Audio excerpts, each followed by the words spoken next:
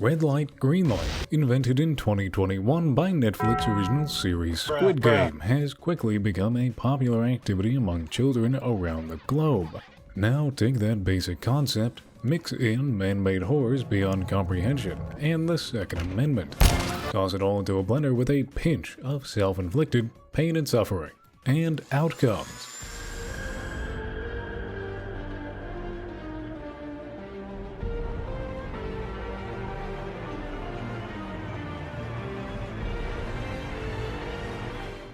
GTFO, short for something I can't say because it contains a swear.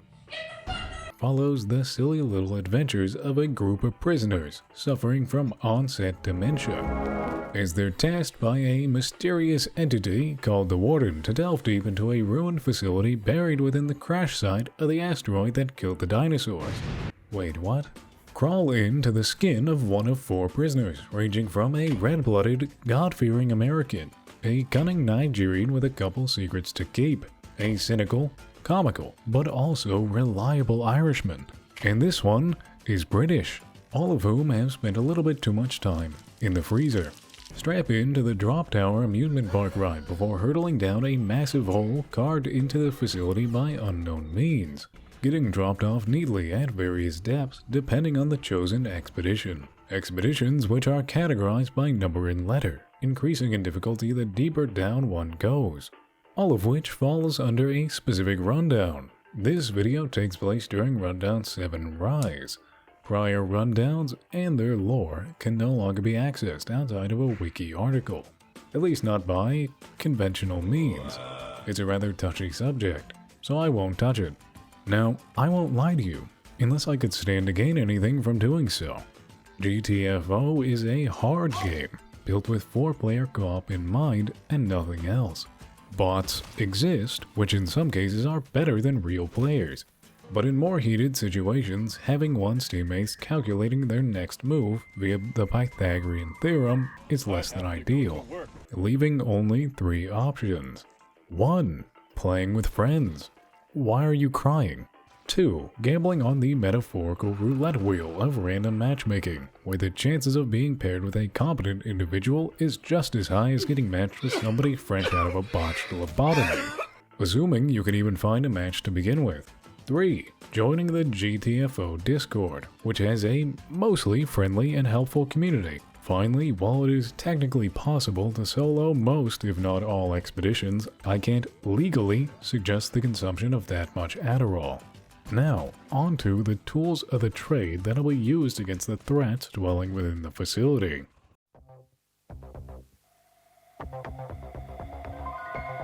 Starting off with the silly metal things that go bang, all of which come in a variety of shapes and calibers, like the Glock, revolver, plenty of shotguns, a sniper rifle, and this thing, which is perfect for that special someone who doesn't deserve to exist within the same dimensional plane.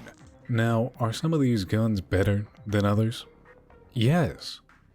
Next is the melee, which is the bread and blood force trauma of the game. For example, the hammer, a perfect tool for turning any part of someone's skull into a soft spot. The bat, swung with enough concussive force to almost always guaranteed stumble most enemies, and it's particularly effective at breaking padlocks without breaking a sweat, ideal for home invasion. There's also the pointy stick, longer range with the downside of not being able to sprint while charging your swings. And finally, the knife. Expecting some sort of joke here? Onto the tools, which is where one's role for the team is really determined, like holding off an entire wave of enemies by foaming a door repeatedly with the Seafoam launcher, which can also be used to temporarily freeze tougher enemies. And also, it kinda looks like the mine deployer is best utilized with doors and alongside the Seafoam launcher, allowing large amounts of enemies to build up behind them before reducing anything caught within the beam to chunky tomato soup, yourself included. Want to feel the joys of parenting without the hassle of actually caring for your child? The Sentry Guns will bring just that, coming in a variety of flavors, like Shotgun for close quarters, Burst for picking off smaller enemies, and the Sniper, which has better aim than you. all of which benefit from being slapped in front of a choke point. The longer the sideline, the better. Last is the Bio Tracker, featuring a screen which shows nearby enemies, and can even mark moving targets. This is particularly useful for areas with low visibility, or things with low visibility, coming soon. Additionally, there is a direct synergy with the shotgun and sniper turret, making them significantly more effective at absolutely obliterating marked enemies. But what sort of enemies are they? Well,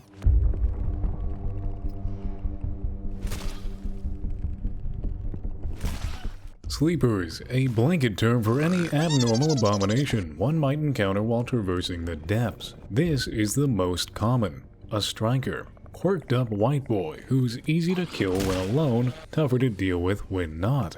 Shooter, I hardly know her. Then there's larger variants of both of these, and sometimes the strikers are practically invisible, dubbed shadows. Having a hard time seeing them? Turn up your shadow resolution. PC can't handle that. Here's a quick little tip. The hybrids fire off a rapid chain of shots, but will prioritize throwing hands if someone is nearby. Chargers, looking like the organism equivalent of menacing earthworks, often resort to fisticuffs.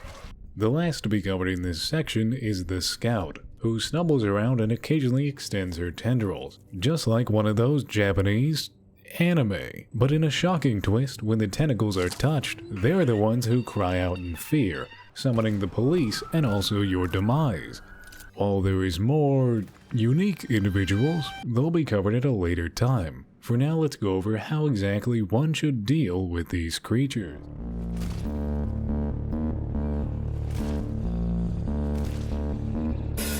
The game has a good stealth to combat ratio, but since it's a large learning curve, we'll be starting with stealth. Sleepers have different levels of disturbance. Dormant, feel free to continue skulking around. Glowing, heightened senses and even detects crouch walking, so stop moving. Pulsing, or the final warning to stop whatever tomfuckery is currently happening if one doesn't want to piss off the entire room and their squad at the same time. Things like walking, shining a flashlight, standing up, existing, etc. will shift them into the next stage. While running, gunfire and explosions, hitting a nearby surface or sleeper, or not respecting their personal space are all things that will instantly awaken them. But don't panic just yet, as they'll almost always try to get a single hit in before attempting to scream. But how does one deal with these freaks using the portable headache medication? Well, much like when assaulting somebody in a dark alley, it's best to aim for the back of the head. Most sleepers possess weak points, being the head and their back half, dealing multiplied damage for both, which also stacks, meaning a hit to the back of the head or the occiput often provides the most damage, something which is required for taking out stronger enemies quickly. This means the average room clear would involve meticulously crouch walking around, taking out sleepers one by one while playing a very life-threatening game of red light, green light. Or at least that's what someone would do if they're lame as hell. We've met stealth, but now it's time to meet cooler stealth.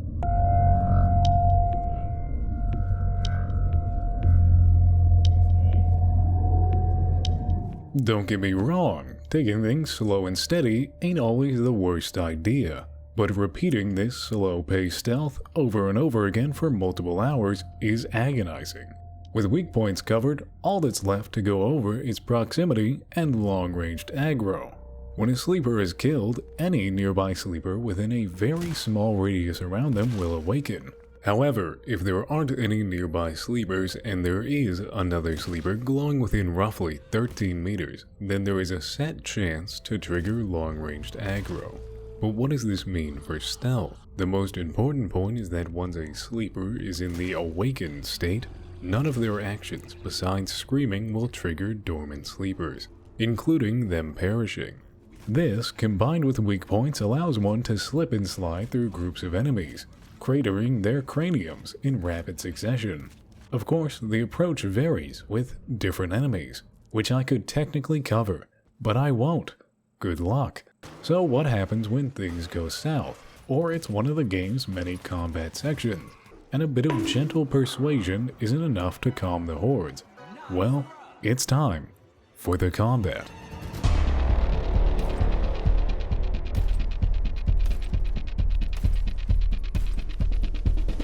Just a few points to cover before actually discussing combat.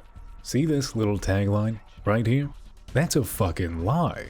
If things take a turn for the worst, just run. Abandon your friends. Standing your ground is only really effective when you can actually stand. Additionally, when someone eventually messes up stealth, don't panic. Most situations can be recovered from with quick reaction time and a few concussions. With that said, let's talk about the situations that can't, a majority of which involve security doors, which often require completing a series of scans to open, triggering an alarm in the process. More details on the doors and scans later, but what's important is dealing with the approaching enemies, often coming in waves, and only ever sending the next wave after the previous one is removed, usually stopping once the scans are complete, putting an emphasis on speed. As for actually dealing with enemies, just shoot them. You know, with a gun. Once that skill issue is solved, then one can actually worry about dodging their hits. When it comes to most tongue attacks, they'll attack within the cone zone once their animation triggers, meaning that simply sidestepping out of this zone is all it takes for them to miss. Just don't move backwards. While the size and distance of the attack varies, this rule can be applied rather reliably. The other common attack is this lightning bolt magic bullet bullshit, which actively tracks its target, making it seem impossible to dodge. Thankfully, the solution is quite simple. Just manipulate and gaslight the camera angle while moving around, allowing one to easily dodge the glowing tennis balls with ease. With practice, these things help to avoid unnecessary damage from most attacks, except for domestic violence. For that, just don't get hit.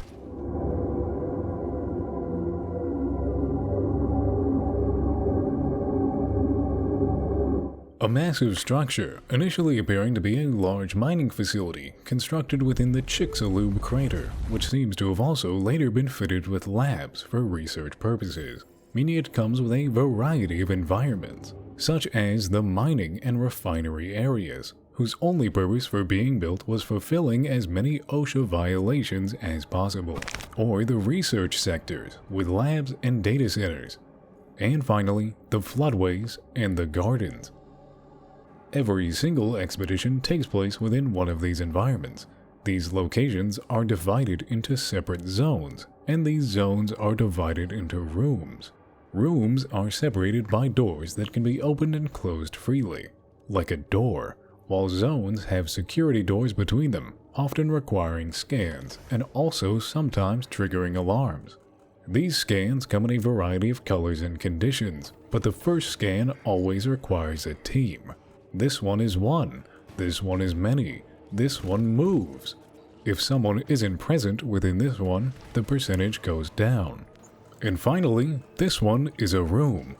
Additionally, the doors might require a keycard to open, or start unpowered, requiring the NVIDIA graphics card to be slotted into a nearby generator to gain access. But finding a small little keycard in one of the many boxes around the facility might seem like a daunting task. Thankfully, this is where terminals come in. Unfortunately, it requires roughly 4 years of coding experience to actually use these.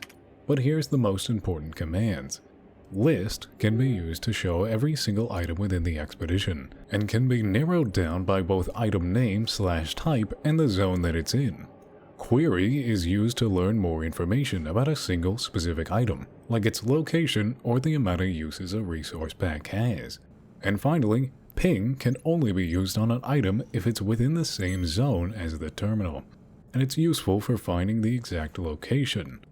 Some things to consider. Ping requires the full item name. The list command's filters can be shortened, meaning that this does the same exact thing as this. But keycards aren't the only thing that can be found within these lockers and boxes. Another important item is resources, like medkits, which heal 20% health with every use, or tool refill, which does the same 20% but for things like mine deployer and seafoam. It can even be applied to the precious sentries directly. Lastly is ammo packs, which refill a set percentage of ammo for both main and special weapons depending on the gun. The fact it fills up both weapons means that properly balancing one's ammo pools is important as to not overflow and waste precious resources. But that's not the end of the goodies to be found, as there exists consumables, the most basic being glow sticks, allowing for a small light source that doesn't agitate sleepers, so they can be seen easier and have their necks snapped much like the thing they're being illuminated by. Lock melters are useful if quick-time events aren't a skill one possesses, or if in a hurry. Also, long-range flashlights for peak retina destruction. Seafoam grenades are perfect for surprising your friends and stopping enemies, while seafoam mines can do much of the same, but it's got a funny laser. There's also drugs, which massively increase one's strength for a short duration, just like in real life, with no downsides whatsoever. Finally, the fog repellers. Go ahead, guess what it does. This brings us neatly into a very important point about the complex. It's a little known fact that the lore says that the complex has been used as the meeting place for VapeCon since the 2060s. The reason this isn't very well known is because I made it up. What I didn't make up is the fact half the time during expeditions, the zones are filled with fog thicker than the average Disney mom. The other half of the time, it's fucking pitch black. Some more extreme vapors laced their vapes with molten nickel, meaning sometimes the fog will burn the lungs and lead to the prisoners contracting cancer. Good news is that since this game takes place in the future, there is actually a cure, in the form of these little Taco Bell sauce packets. But it's best to avoid inhaling that icky sticky, which can be done through fog repellers, or sometimes using the fun little airplane turbine, which one player will have to actively carry for it to function properly. To the more discerning eye, one might realize they can't see a damn thing through this fog. This is often remedied through the use of the bio-tracker. But there is also two specific weapons that come equipped with thermal scopes, which are also effective for dark rooms and dark enemies. That isn't racist, I swear, it's a straight up shadow. Now, it's finally time to cover the what, as in, what the hell are we even doing down here in the first place?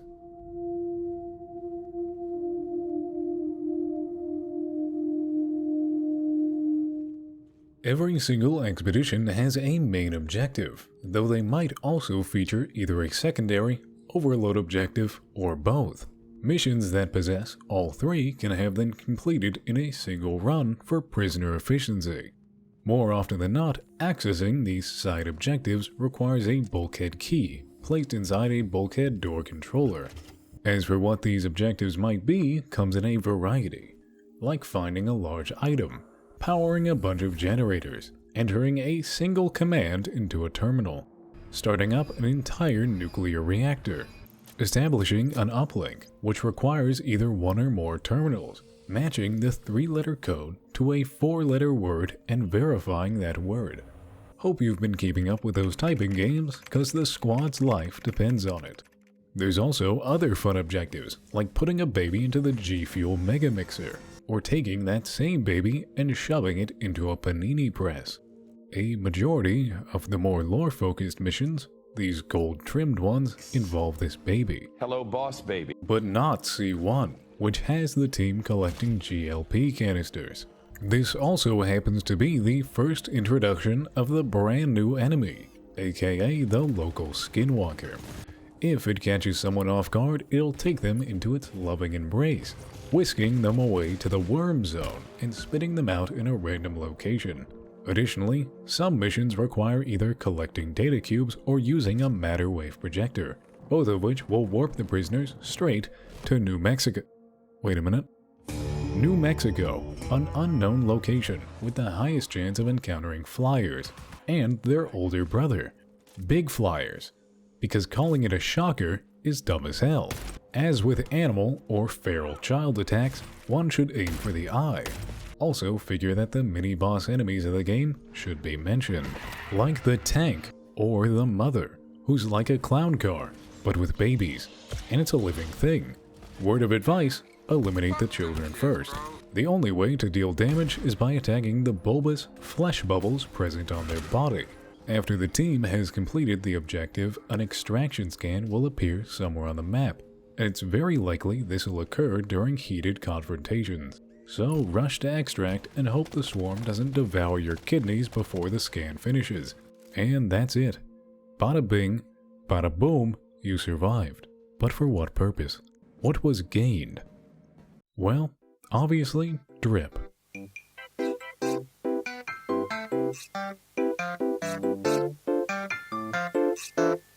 There is zero progression in this game. No XP, no leveling up weapons, nothing. But what there is fresh threads, turning this boring squad into a group that's dripped to the gills. But how? Every rundown there is a set number of apparel unlocks. These can only be unlocked once, and will either reward a random or set cosmetic piece, like helmets, torsos, legs, and backpacks, some of which are superior to others, like the only backpack that matters, my son. The last cosmetic type is palettes, some of which are more muted colors, while others are significantly more appealing. Just a little something to separate one from their peers. Not that it matters though, since you won't be able to see it through the fog, pitch black rooms, and swarms of enemies. All that's left to discuss now is the lore behind the game, which I won't actually be discussing, since there is way too goddamn much, most of which has to be found by reading the random log files within terminals. And a majority of Rundown 7 is spent listening to the character called Shaver having a schizo meltdown over the radio. The best plan is just reading the wiki pages, or asking the nerds in the GTFO Discord's lore section. But now, it's time to get just a little serious. The game has some issues, bugs to be exact, most of which stem from poor latency between hosts and clients. But a majority are centered around the checkpoint system that was recently introduced into the game. Some of these bugs can even lead to straight-up soft-locked runs with very few ways of avoiding it. So, until the devs sort out these problems, the only advice I can give is just get good so you don't need checkpoints. Fucking Lamau, thanks for watching.